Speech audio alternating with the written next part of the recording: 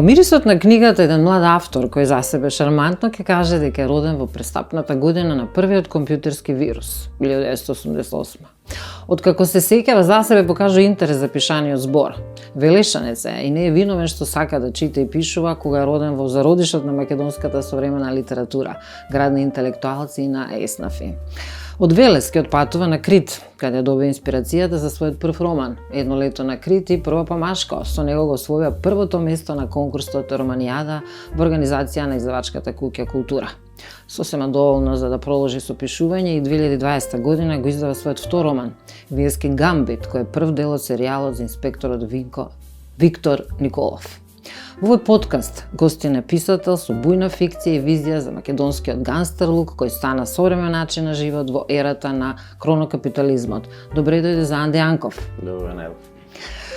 Еден современ роман, само Бог простува, со надежен почеток и со романтичен епилог, само љубовта нели спојува, на крај љубовта ќе победи. Интересно да се пишува во денешно време крими романи од аспект што самото секојдневие ни е повеќе од криминално. Значи, како да пишувате за една активност секојдневна, затоа е современ сижени линии со кои што може да се препознае едно искуство кај вас, како да живеете во Скопје, сте ги опишале сите можни улички, сокаци, инспекцијски соби, простори, кабинети, од контейнери па до триумфалната порта, и сето тоа укажува дека сте сакале да прониклите во тоа подземе на Македонија, на градот, на главниот град. Почнувате со Виенски гамбит, Сигурен ризик и третиот трилогијата Само Бог простува. Како почнавте со овие идеи за пишување детективски романи? Да, па претпоставувам дека самата моја љубов кон крими и трилер жанрот едноставно си го направила своето и бидејќи сум сакал како мал да читам такви книги и ден денеска читам, едноставно кога сум решил да ставам нешто на хартија, сум запливал во тие води. Иако романот Едно лето на Крит, кој што го спомнавте, беше повеќе трилер авантура, откако се решив понатаму да продолжам да пишувам и го извадив Виенски гамбит во 2020 година во издание на издавачката куќа Антолоп. Едноставно карактерот кој што го создадов, инспекторот Виктор Николов од Скопје, и да речеме неговата животна приказна и околностите кои што него му се случуваат, си најдена доста голема публика тука во Македонија. Можеби си заземав тој дел од колачот Мише од пазарот кој што фалеше овде за еден ваков крими серијал.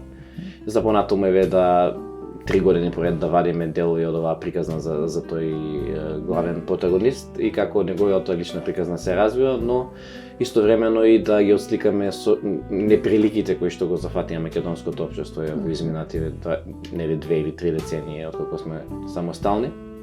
И мене ми е особено драго што е овој роман конкретно сега го обработуваме, Само Бог простува, бидејќи да речеме можеби како од трета, не дека претходните два романи не беа добро прифатени, меѓутоа еве сега баш она сршта на поаката која што јас имам како писател, која што сакам да ја кажам, едноставно се отсликува во овој роман.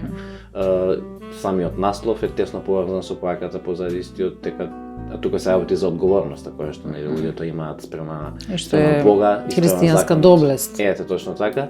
И како што вели големиот филозоф Ерихом, ослободува, а не заробува како што многу ми намислат. Значи кога ќе превземеме одговорност, ние фактички стануваме слободни, ако добро размислите, нели? И едноставно таа е таа порака која што сакам да ја пренесам тука пред македонската читателска публика, но и поширока јавност, бидејќи мислам дека тоа е тоа нешто што ни фали како општество. Малце сме поназад со свеста, нели, од однос на некои други општества за жал, но ете, со читањето на оваа книга и верувам дека и секој еден читател ќе си ја восприеми како на еден начин. Се чувствува дека сте го читале Фром, се чувствува дека ги знаете романите на Гата Христи, Херкул Пуаро, Конан Дейл, можеби сте го читали или Едгар Алан По за родиш од почетокот на криминалните раскази. И сето тоа оддава впечаток дека сте сериозен писател. Бројот 33, има 33 поглавја, бидејќи бројот 3 е христијански број, дали има некоја символика што е типична за детективските романи, символиката на бројките? Да, дефинитивно. Па до некаде и Виенски гамбит беше така со 33 поглавја, истото се повтори во Само Бог простува, а да речеме дека прошката е тесно поврзана во овој роман и во првиот дел од трилогијата.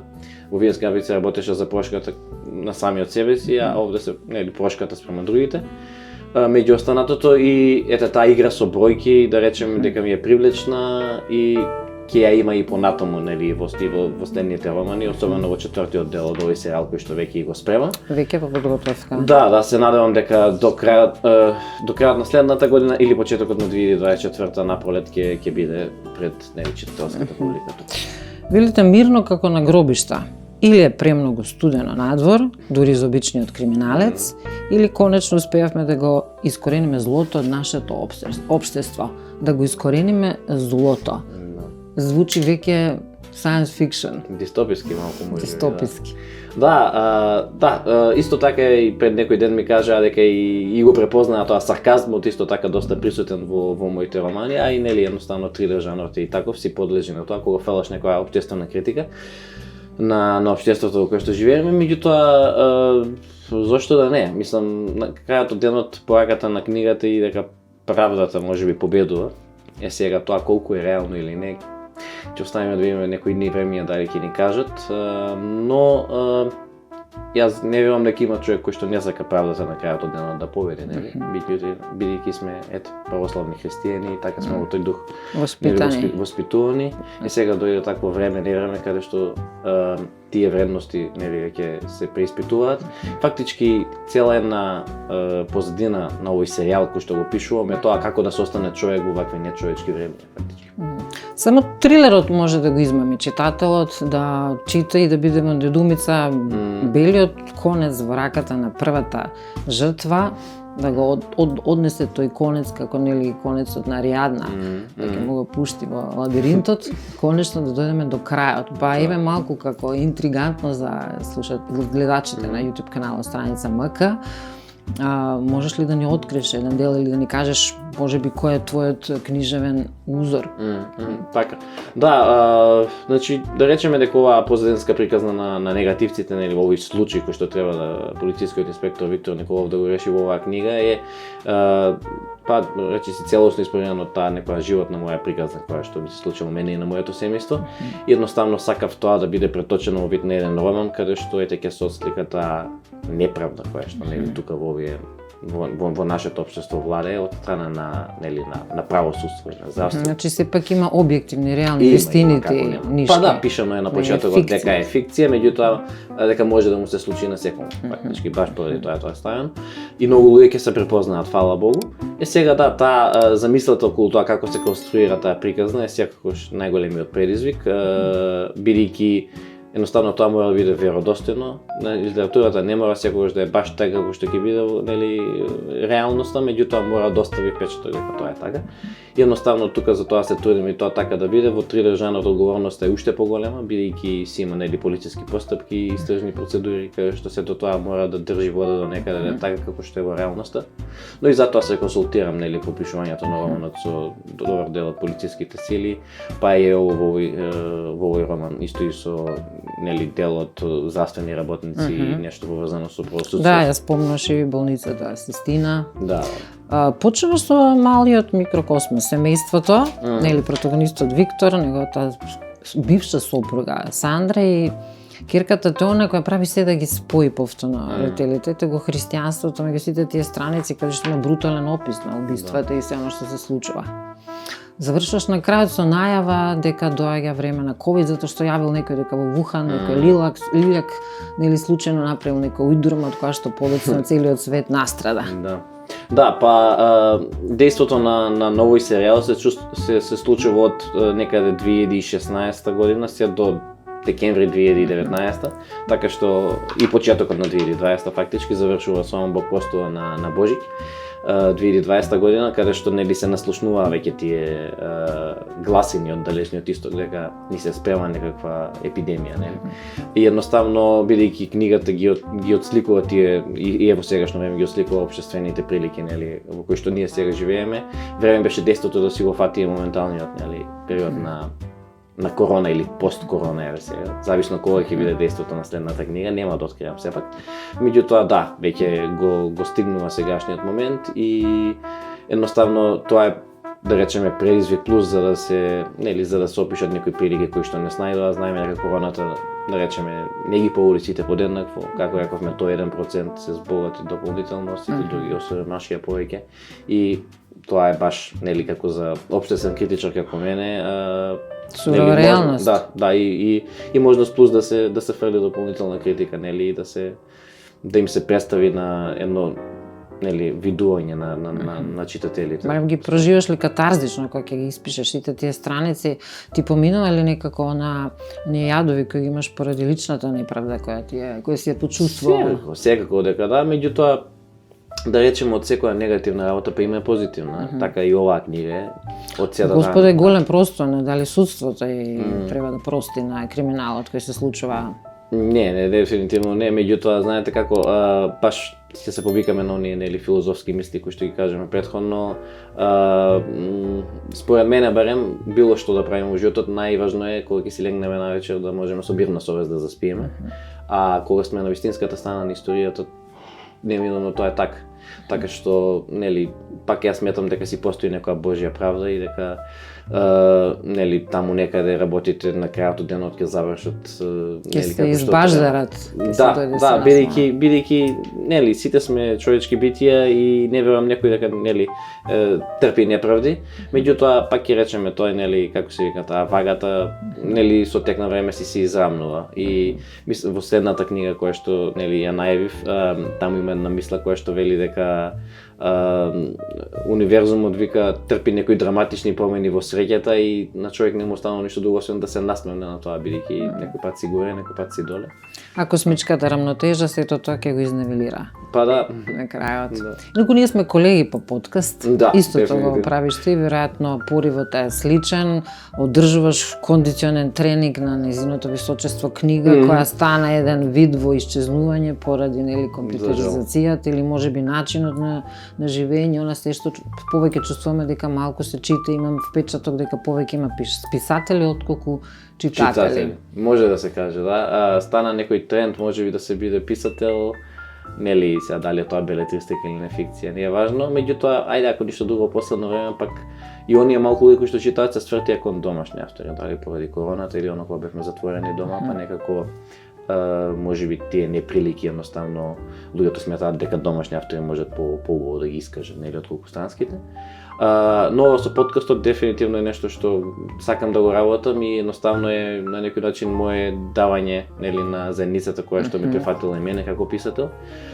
И на некој начин и да се она порака која што и позади целата моја проза се јавува е тоа да се прошират начините кои што луѓето чувствуваат и размислуваат и да се прошират видиците на размислувањата на луѓето тука, дека не е само ова што јас го мислам, ако ти не го мислиш дека ние сме противници, тука едноставно дека заедно треба да соработуваме.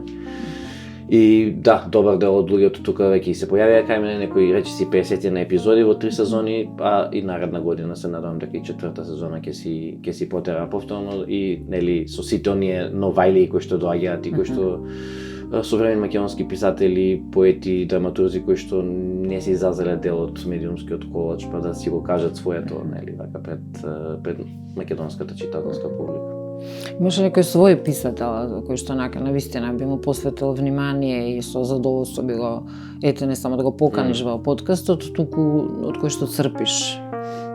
Од домашните, тука ќе го издавам Жарко Којунџиски, издавачот, позади издавачот Антол, кој што последна книга беше Стринга на гневот, која што е семинално дело и сметам дека исто така треба секој еден млад интелектуалец да го прочита, каде што на некој начин тие некои можеби пораки кои што ги има во моите романи сум ги сретнала и таму, играта со игри, она со бројки, а исто така и пораката дека можеби индивидуите можат да направат промена, а не институциите.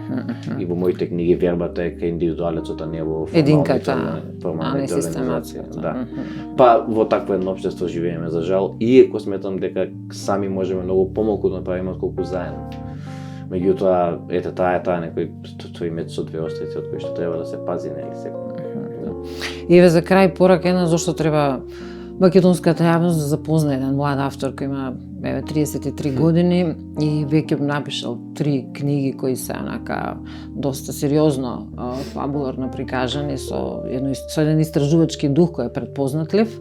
Зошто треба, дали сметаш дека треба да се прочитаат твоите 3, што би добиле како повратна информација?